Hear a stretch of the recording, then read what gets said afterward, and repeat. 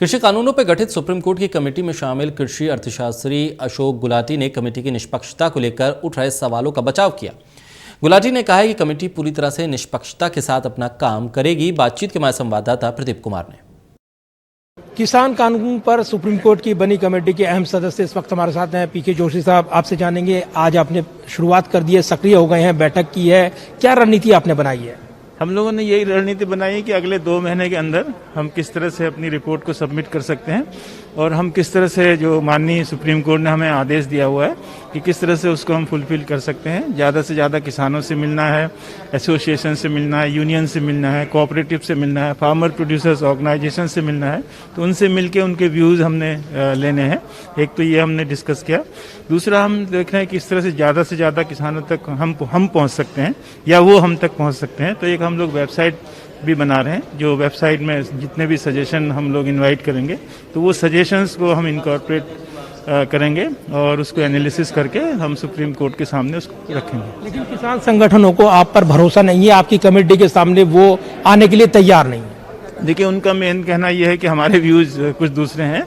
लेकिन देखिए, जब ये पर्सनल व्यूज होते हैं तो जब सुप्रीम कोर्ट जैसी संस्था ऐसी जिम्मेदारी देती है, बड़ी जिम्मेदारी होती है, तो इसमें आपके अपने विचार अलग रखने पड़ते हैं और आपको बड़ा ऑनेस्टली अनबायस्ड वे में दूसरों के विचारों को रखना है। तो हम माननीय सुप्रीम कोर्ट को हमने अपने विचार नहीं देने हैं, हमने जो किसान हैं, किसान यूनियंस हैं, उनके विचारों को हमने आगे देना है, तो वो हम लोग करेंगे। लेकिन अगर देखें, सरकार की जो बैठक है किसान संगठनों के बीच और आपकी बैठक है, वो कितना अंतर पैदा करती है और आप क्या सरकार को दिशा निर्देश देने वाले हैं? इस सरकार को हमें कोई दिशा निर्देश नहीं देना है।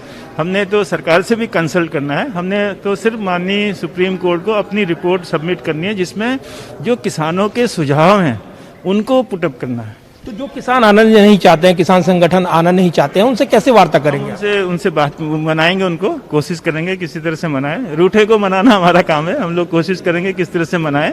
हमारे ही भाई हैं, हमारे हमसे बड़े हैं, हमारे बराबर के हैं लोग, हम उनसे बात करेंगे, कोशिश करेंगे मिलाएं।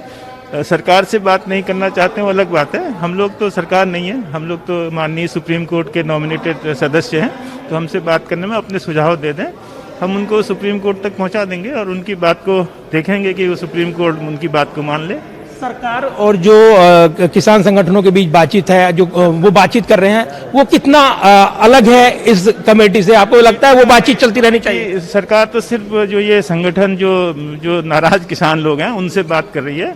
हमारा जो मैंडेट है, हम सबसे बात करनी है, जो नाराज हैं, जो नाराज नहीं हैं, जो खुश हैं, जो न्यूट्रल हैं, सबसे हमने को बात करनी है। अगली बैठक कब बुलाई गई है? अगली बैठक कब बुलाई गई? अगली बैठक कब बुलाई गई?